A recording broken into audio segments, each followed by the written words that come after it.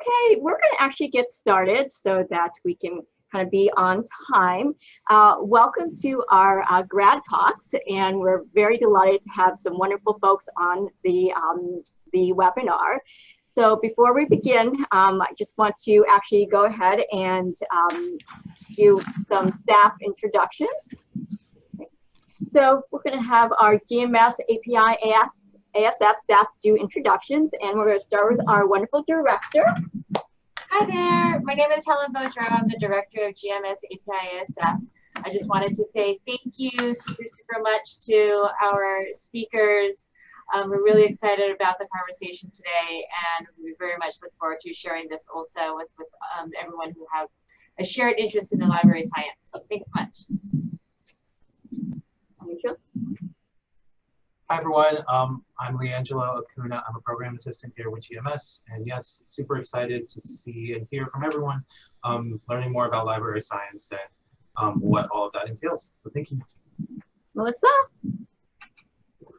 Hi everyone, I'm Melissa May. I'm a program manager with GMS API ASF, and I'm very excited to hear all of the valuable insights that will be shared today. Hi all, I'm Kalindi. I'm the Campus Engagement Manager for GMS APISF Northeast region. I'm really excited to hear about the library sciences in different regions of the United States. Thank you. And I'm Ariane Martin, Program Manager with GMS API ASF staff, and I'll be your the moderator today for today's webinar, and I'll also be moving around the slides as well.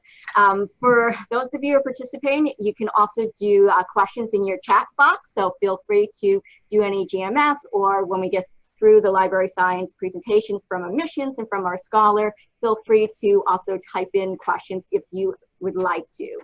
So we're going to go ahead and move to the overview of the agenda.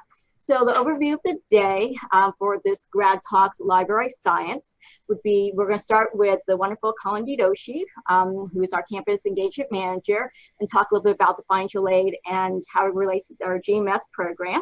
Then we'll have our wonderful admissions representative presentation by Lara Bailey, who's from the University of North Carolina at Chapel Hill. And then we're going to have a GMS scholar perspective from our wonderful Aurelia Mandini, who did her master's in the library science program. And then after she chats a bit about her experience, what she's currently doing, we'll do a question and answer session towards the end. So that's a little bit of the overview of the webinar. So we're going to go ahead and get Kalindi to start chatting about the financial aid and how it relates with our GMS program. So Kalindi, take it away. Oh, unmute. Great, thank you so much. Sorry about that. So talking about Gates Millennium Scholars Program and library sciences. Library sciences is one of our 7 funded areas, but also it sometimes is confused and falls under the gray area as well. So it's extremely important for you to submit a graduate program inquiry form to make sure that your program is fundable. GMS is looking for very specific criteria in order to make sure that your GMS, your major in library sciences is fundable. Please also note that GMS also allows you to do a dual program as long as the dual program is in one of the 7 funded areas. So it could be library science and education, or public health and library science. So it could be it could also be computer science and library science. So just keep that in mind. But note that library science also tends to have another arm to it, which I'm sure Ms. Bailey will explain a little bit more. And that is not fundable. So it is extremely important to fill out the graduate program inquiry form. I stress this a lot with the library science students because it is a gray area.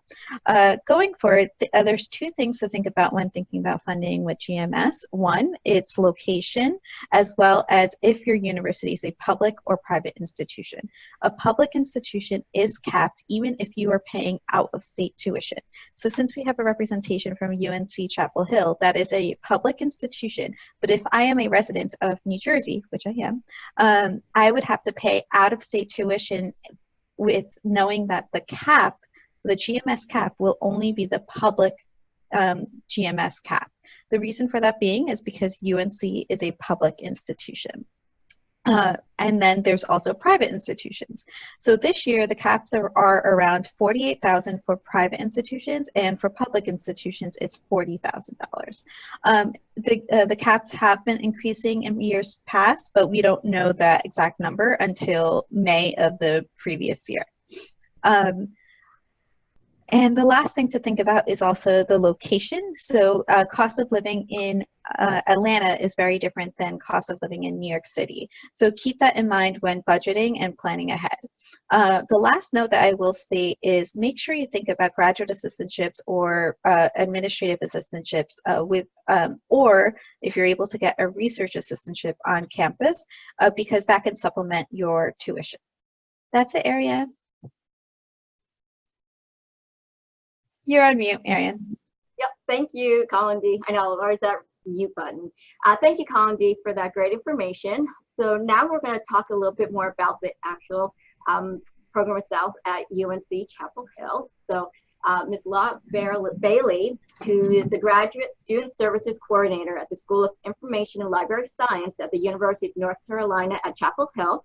She is involved in the admissions process for the MSIS and MSLS programs, as well as the PhD program offered by the school. She is also the point of contact for all currently enrolled students, assisting with orientation, registration, student issues, scheduling, and graduation. So take it away. Hi, can you all hear me? Okay, good. Yeah. So thank you for having me. As she said, I'm Lara Bailey. I'm the Graduate Student Services Coordinator here at SILS, and I'm talking to you today about, I'll probably just focus on our 2 master's programs. Is that good? Because I think that's probably where everybody is. The doctoral program might be a little bit too much, but I can focus on the master's program. Is that good? Yeah? Absolutely. If you want to, you could touch a little bit upon the PhD. I can, sure. Yeah, I can definitely touch upon that. Okay, so if you go to my little next slide, that'd be great. Perfect. Okay, so clearly SILS offers a ton of degree options. We have a Master's of Science in Library Science, a Master of Science Information Science. We also have 7 dual degree programs, which means you can get your MSLS and one of these other degrees at the same time. The great part about that is that you're able to double count some of the credits from either one, and they all kind of work differently. So if you're interested in one of those, my contact information I'll probably think is at the end, and you can email me and we can talk about that. And then we also have several postmasters options, most for people who have been working in the field before. And then we also have a PhD in Library Information Science, which is obviously very research-based, very based off the faculty members very interested in working with you. And then lots of those students who get our PhD end up in a faculty position, like at a college, university, that kind of thing. So I'll focus on our MSLS and our MSIS. So both our MSLS and our MSIS are both accredited by the American Library Association. This is really important, especially when it comes to finding a job. A lot of job postings, I don't know how much you all look at job postings from the library world, but a lot of them require an ALA accredited degree. So that's something that we really emphasize, and it's a big tool for us, for students wanting to come here. They're both 48 credit hours. If you go full time, they take you about 2 years to get it done. We do have some part-time options. We also recently just moved our MSIS, which is our Master of Science Information Science, to also have an online option, online and evening option. So we've been working on that. So the great thing about the program is that about half the credits are required courses. Everybody has to take those sort of no matter what direction you go in. The other half are all electives, which is great because that really gives you some opportunity to specialize into something and really pursue that area that you might be interested in. There are concentrations available if you want to do them. They're totally optional. You don't have to do one. If you go to our website and you click on like the MSIS under program, which is MSIS, for example, there's a list of specializations and it sort of lists classes that they recommend for each of those different specializations. And so my current students really like them because I think it kind of gives them a sort of a starting point, because it can be sort of overwhelming because we offer a lot of courses. Everybody has to complete a master's paper, which is not a thesis. You don't defend it, but you work one-on-one with an advisor. You take a research methods course. There's a proposal development class you have to take in order to prepare you for the master's paper. It's taken in your last semester. So I think research is one thing we really highly value here. UNC is an R1 university. That's one of basic core functions of this school, something that they very highly regard. And then obviously the other part is the practical section, which we'll get to that in a minute. Let's see, we also have, so that's sort of the MSIS and MSLS sort of in a nutshell. Did anybody think I left anything out? I guess we can keep going. Okay, cool. All right, so there's all these awesome classes you can take, all these great things you can learn by sitting in a classroom, but what can you do to get some practical experience? Lots of my students really want that hands-on, real-world experience, something they can put on their resume that says, hey, I know how to do this, I have these skills. So we have a class called the Field Experience, which you can take after you've completed 18 hours of credit, basically 1 year. And so we have a whole slew of locations you can do your field experience at. We have a field experience program coordinator who also happens to be our career services coordinator. And so she really has done a really good job of keeping all of that really well organized. And so that's definitely something that we encourage students to do. It's not required, but it's strongly encouraged.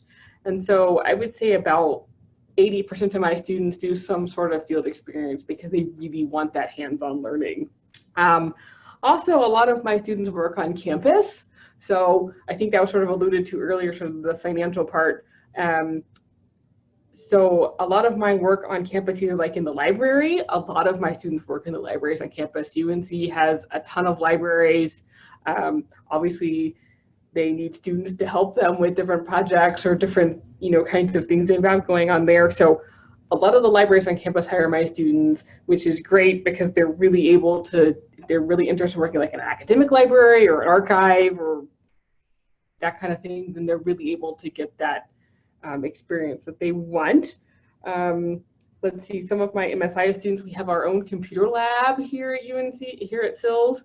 And so with our own IT group. And so we have 4 students that work in our computer lab, providing desktop support, help, they give projects, that kind of thing. And that also comes with a financial benefit, which is good. And then the other really cool thing is we have our own career services person within SILS. She is dedicated to our students, and her job is to help our students get jobs once they graduate. SILS has a very good reputation. We've been around for a very long time. So I think that helps us as well when our students are going out to find a job. But last time we checked, we had about a 90% placement rate among our graduates, which is awesome. But our students are getting jobs in everything from colleges and universities to maybe they're working in like the non-traditional sector, the startups, like historical societies. They're interested in like an archive. And my IS students are working in industry like for IBM or Cisco or those sorts of places. So there's lots of different career options once you graduate. So our career services person is really great about helping our students be prepared for the job market. She does lots of workshops. She does a job search boot camp every year where it's basically like get your resume in order, get your cover letter in order. Let's make sure that everything looks good. So when you're ready to go on the job market in your last semester, you're ready to go. You don't have to do anything. And so we also have a wide alumni network. They are really great. They are really helpful with our students. We have an annual alumni speed networking event, kind of like speed dating. And they basically have like 3 minutes. They get like, I think last time they had like 20 alumni in a room in one of the libraries on campus.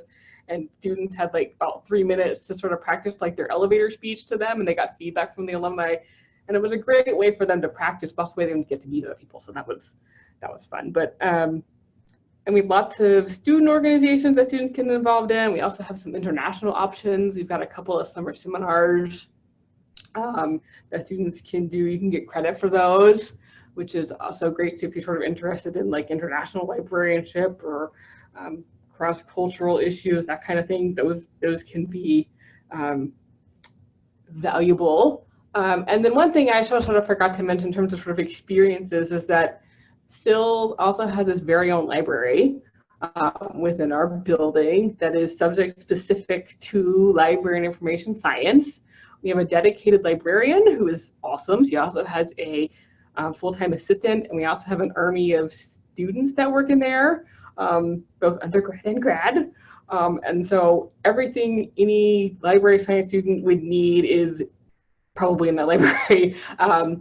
Both physical resources and digital. And then we also have the only collection of children's books on campus. We also have a wide collection of graphic novels. So all those resources are really used quite well, quite with our students. Okay, you can go to the next one now. Okay, so admissions, what everybody wants to know. So admissions, we admit what feels like all the time. We're in the middle of our admission cycle right now. We admit for spring, summer, and fall. We have deadlines. Our spring deadline was in October. Our fall deadline is rolling until April. Summer will end in March. It's an online application. So it's super easy. Our application cycle usually runs from August to April. So like if you're thinking of applying for next fall, for example, like fall of 2020, then our application would open this August of 2019, and your application would be due, if you're interested in financial aid, by December. So if you're thinking you want to do that, I would go ahead and start thinking about who you want to have write your letters. You probably should think about taking a GRE soon. Start preparing now, because that August is going to be here before we know it. And so our application, like I said, is all online. We require an essay, a statement of purpose, sort of why do you want to come here?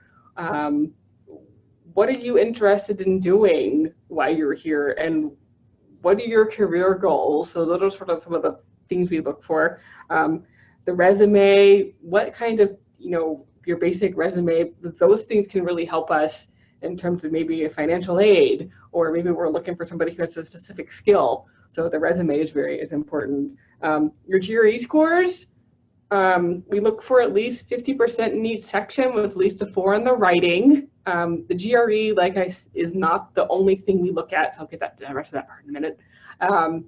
But you do that, and then also 3 letters of recommendation. So all of that all goes into the online application. So it's pretty user friendly. It's pretty easy. And so once your application becomes complete, and your transcripts, you also need your transcripts from all the schools you've attended, and the unofficial transcripts are just fine. We don't need the official ones. If we offer admission, then you'll need to send the official ones. So once you have all that, we consider your application complete, and we look at your application goes to a committee. So we have a committee of faculty who look at all of our applications. They're all read twice. I think we do a pretty good job. We take everything that you put into the application into consideration. So if you feel like your GRE scores aren't very good, or maybe your GPA is a little bit low, I forgot to mention we also look for a 3.0 GPA, so that's something to think about too. But all those things that you put in an application can be really helpful to you in terms of hopefully being successful with admission. And so everybody's other question is financial aid. What kind of financial aid can I get? So there's several different places you can get financial aid from here at UNC, and other schools may be different, but this is how we work. So SILS is under the umbrella of the graduate school of here at UNC. And so because of that, we are able to have access to some of the assistantships and merit-based awards that they offer. And so those awards you have to be nominated by your department. Your application for the program serves as your application for any merit-based aid we are able to offer. So there's no like separate application process you have to do or anything like that. And so what do we do? That deadline is usually in December. So hence get your application in early.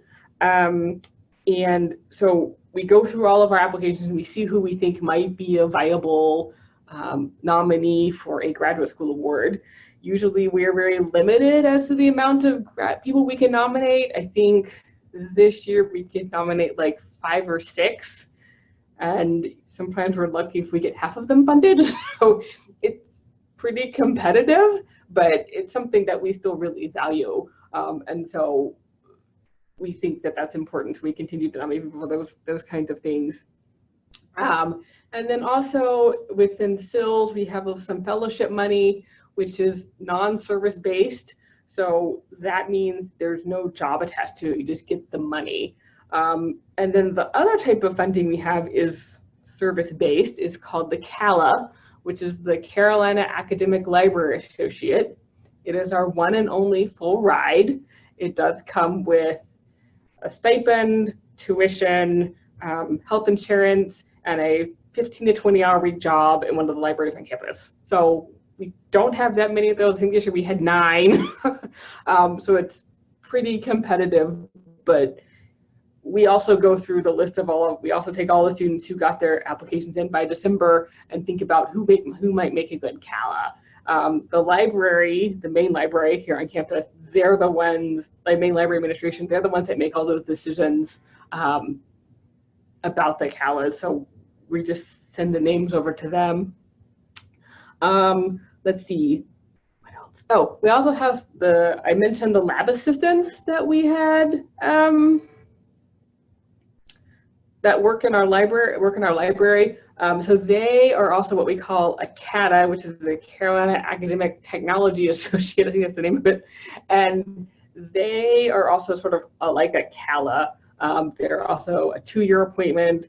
They're getting tuition and a stipend and health insurance, and they have a job attached to it. So I think this year we have 4 or 5 of those. So the ones that I just mentioned are pretty competitive. The fellowships are also competitive. We don't have that many of them, but I would say a lot of my students get jobs on campus. I think I sort of alluded to that earlier.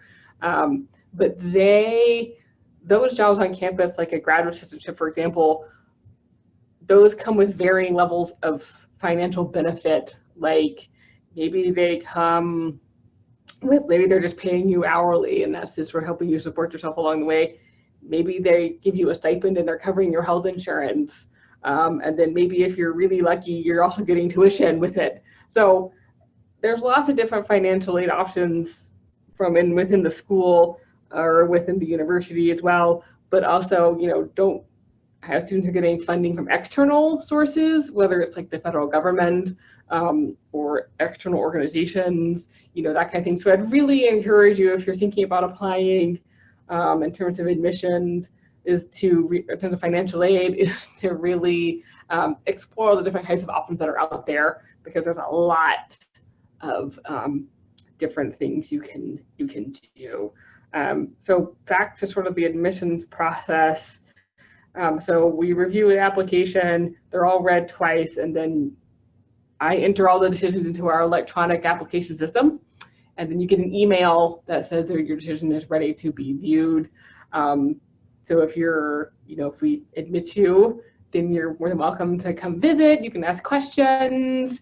You can email us. We can set up a Zoom. We can call each other. So any way we can help you make your decision, we are here to do that. Let's see. Okay, I think we can go to the end one. Should I answer these questions? That unmute button. So there's actually a question from one of our participants. Okay, great. Yeah, can you read that, or do you want me to read that to you? Let's see, hold on. Basically asking about letters of recommendations. I'll just go ahead. Yes. So, yes, should your letters of recommendation come from professors who have taught you in courses related to library sciences? And also there's part 2, what type of information are admissions looking for in these letters of recommendation? No, not necessarily. I always encourage students to choose 3 faculty or 3 people. It could be a couple of professors. It could be someone your supervisor from the job you have on campus or whatever that feel like know you the best. So we get letters of recommendation from all over everywhere, and we don't have any prereqs to admission in terms of specific major or anything like that. So pick 3 professors you really feel like know you well enough that that they can attest to what kind of person you are. In terms of the letters, what they're looking for. That's a really good question. We don't interview our master's applicants because you get like hundreds of them, and so I think it really goes back to the choices of the people you choose. I think if you can choose people that really know you well enough, the more information we can kind of get from those letters is really helpful. Does that answer your question? Yes, it looks like it does. Thank you. Do we have any more questions before we're going to move on to our GMS scholar and get a little bit of her perspective? Okay, we're going to just go ahead and hear from our GMS scholar and get her perspective. So Aurelia Manzini, who is a 2018 American Library Association Emerge Leader. She graduated with her master's in library and information science with a focus in information technology in 2017 and has held multiple librarian positions and library technology positions. I'm going to let you kind of continue on and tell more about your background and a little bit of what you're doing now, and then I'm going to pose a few questions just to get even more of a conversation going. So take it away. Great, thank you. So like Ariane said, I am a 2018 American Library Association Emerge Leader. When I graduated from my library and information science program, I'll just skip back to that. So I graduated in 2017 with my MLIS, but before that I worked in the healthcare field. I actually thought I was going to go into public health, but one thing that sparked my interest in going into the library and information science field was actually in 2010 when I was inducted as a GMS scholar. I spoke to one of the current scholars, and I don't remember her name, but I have my notebook still. And during my senior year of undergrad, I was trying to figure out what I wanted to do and what programs I wanted to apply to. And I wrote down library science. And so it was either library science or public health. And so I started researching library and information science. And I started seeing that there's like a whole wealth of opportunities within the field. So I took a gap year and tried to decide where I wanted to go and started applying to schools. And I ended up getting accepted into the Library and Information Science program at the University of Denver. While I was there, I had a focus area of information technology.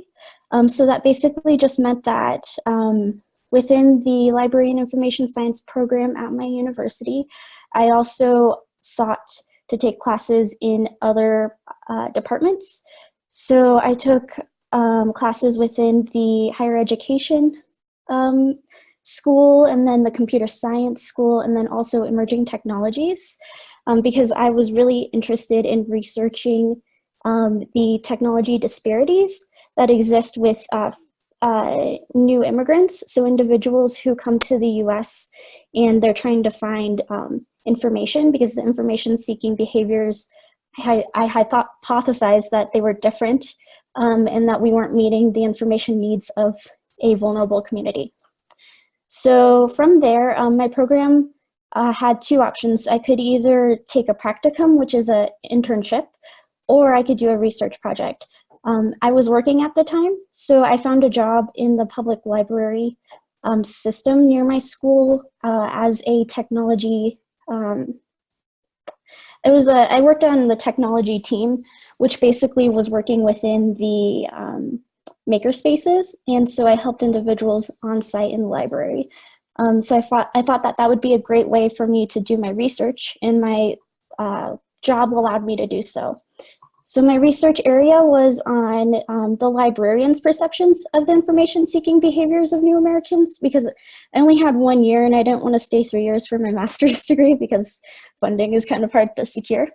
So I researched this, and during my time in my program, I really got to use my technology background and then also learn more about what the information science field can do and how it can help marginalized populations. And within that, I actually got hired as a intercultural librarian. So basically what I did was I helped some of the Latino population and some of the new immigrant population with information, with whatever information questions they had. And then through that, I actually got hired as a technology librarian and user experience librarian at NOAA, which is the National Oceanic and Atmospheric Administration. So I worked there for a couple months, and because I was so good at technology, I actually got switched to a different position that I'm working now, which is a systems administrator, where I work on cybersecurity. And currently now what I'm doing is I'm getting my PhD in computer science and information systems, which many people are like, that's not really related to library information sciences, but it actually is. We have a lot of the same concepts as far as information seeking behaviors. It's just applied on different playing fields. And I always like to tell people that the library sciences and the computer sciences had a split in the 80s, where they kind of became two different fields of thought and fields of study, but they're very related, especially with how fast technology is moving. So that's kind of what I'm doing now. Let me see if I covered. As far as strategies for success in working in library science, I would say that within my time as a library science student, something that made me very successful was the ability to continuously have the learning mindset. So I didn't stop with just learning what was in the classroom. I pushed myself to explore more of what is happening in our communities to see what I could do or how I can apply my my background in these different areas. So I think that's really important in whatever field you are, and just to kind of see where you find your niche and just keep searching until you find the area that finally fits what you're interested in. I kind of have a researcher's mindset, so I'm always hypothesizing things and then testing them out. So I think that's one strategy that made me successful in my career. And then also, as far as the American Library Association Emerging Leader Program, that really kind of spearheaded my career within the field. So I worked on a project, and basically what that is the American Library Association every year selects 50 library and information science professionals. They don't have to have their MLIS. They can be they can be a student. They don't have to have student experience within the field. But basically what they do is they induct 50 leaders, and it kind of is a fast track for individuals to get into leadership positions within the library and information science field. So it was a leadership program where we had, we all were designed we were designated in different groups where we had different research projects. And my research project was in, not data curation, but it was for the Public Library Association, where I helped develop a website for our team in helping individuals become data competent. So we spent 6 months creating a data competency resource that's currently being used by PLA, which is the Public Library Association. And then being in that program allowed me to become a grant reviewer for the IMLS, and that's the Institute for Museums and Library Sciences. And they're the largest funder for public libraries, are not only just public libraries, all libraries in the United States and museums. That's where most of the grants come from. So I served as a reviewer on their review panel for one of the grants, and that afforded me an opportunity to network with other individuals. My experience within library science is kind of different just because I had a focus in IT, but I also, for a few short months, worked as a student archivist, where I did some data curation during my first year of my library science degree. But then I shortly found out that was something that I wasn't too passionate about, so that's why I went into the IT portion. But that's all I have. Does anybody have any questions? Wow, that's fantastic. I'm just so impressed. Oh, thank you. Yeah. But yeah, at this point, we can actually just open up questions for anybody that happens to be online. That's even to my fellow staff members too, very much interested. But any questions?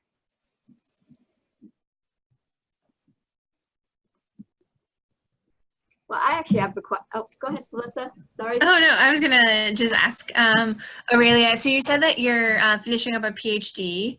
I just started. You just started, Yeah, okay. yeah. What, have you thought about what you want to do after you finish your PhD? Yeah, so currently I've been asked by a lot of libraries to come back, and I kind of like, oh, that's too much. But right now my area of focus is in cybersecurity. So I'm researching a lot of things on cyber threats and cyber assurance and all this other stuff within cybersecurity. I'm hoping to, during my PhD, research mostly just libraries and also small businesses in developing better, safer practices within cybersecurity. And then also, hopefully, I might work as a faculty, or my big dream is to either become a CTO or CIO of a library or of an organization. But I probably will have to start as a researcher and then build my way up. So that's the plan. That's great, thanks. Thanks. Yeah, I have a question too. With you being in school and also working, how do you balance your time between both working and taking classes? Oh, yeah. So my situation's a little different than a lot of other students, and I just saw that there's also another question, so I'll answer that shortly after. So during my undergrad, I worked full-time because I had some health issues that I had to kind of get around. So I've always worked full-time while in school, from undergrad to graduate, and then now in my PhD. One thing that I tell students, and the students that I mentor, are that if you don't have to work full-time, it's not recommended, just because it doesn't give you a lot of free time for other things. But I'm very strict with my schedule, so I have literally an agenda for my work and then also for my school, and I have like a time period that I can do certain things, and during that time period I get it done. So whether it's research or for work or anything like that, it is doable for people to go through their master's and through their PhD working full-time. I didn't want to leave my job because it's such a difficult job and field to get into that I wanted to kind of just stay in it. And because they're allowing me to do research on site, but that flexibility is like really important as a student. So if you find a job that's flexible with that, I say do it, or at least try part-time. But I think it's different for everyone's case, but definitely time management is very important. And then I see that Lauren has a question. I am still receiving funding for my PhD, and I also am applying to a couple of grants for when I start my dissertation research, just because those take a while. As far as GMS funding for my PhD, I had to fill out the online form for my submission just because not all PhD programs are covered for that. So that's something that you should look into as well. Great. Yeah. So just so that everybody knows what the question was asked, I'm just going to actually repeat it.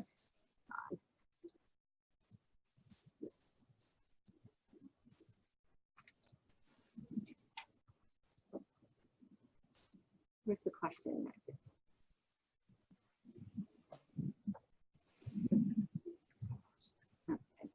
The question was, don't know if you already mentioned it, but are you still receiving GMS funding for your PhD? If not, how are you currently funding your studies? So that was the question that was asked, and thank you for answering that, Aurelia.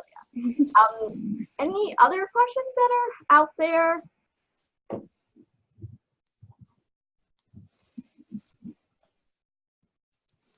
Oh, let's see if we got another one.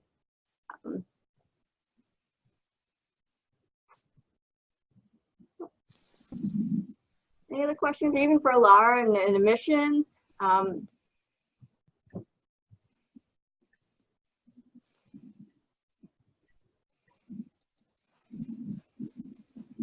Really, actually, I have a question.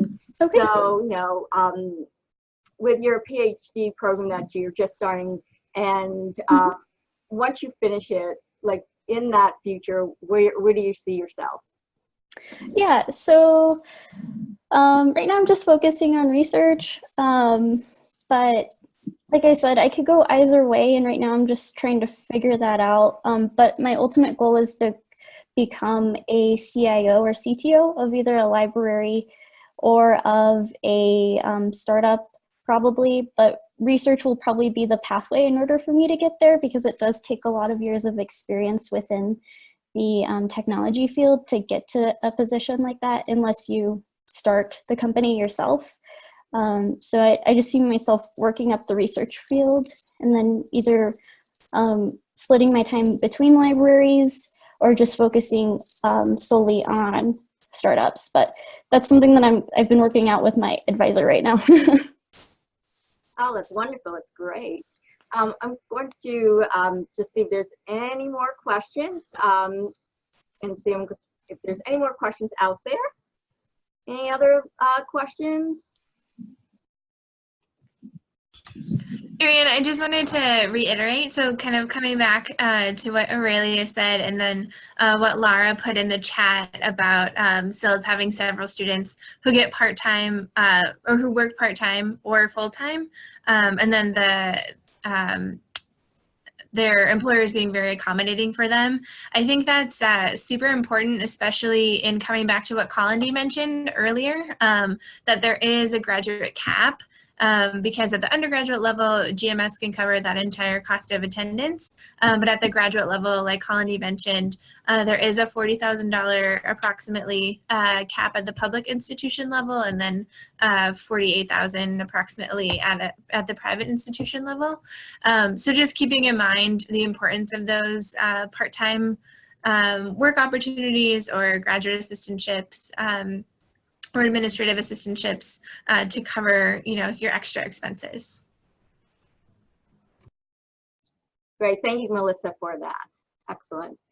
All right, it doesn't seem like there's any more questions out there, so we're actually going to wrap up the webinar. So we definitely thank you for participating, and a special thank you for our wonderful GMS scholar Aurelia for coming in and speaking, as well as our wonderful admissions rep from University of North Carolina, Chapel Hill, Laura Bailey. And thank you so much for listening and some great information, and good luck to everybody. Thank you. Thank you. Thank you. Thank you.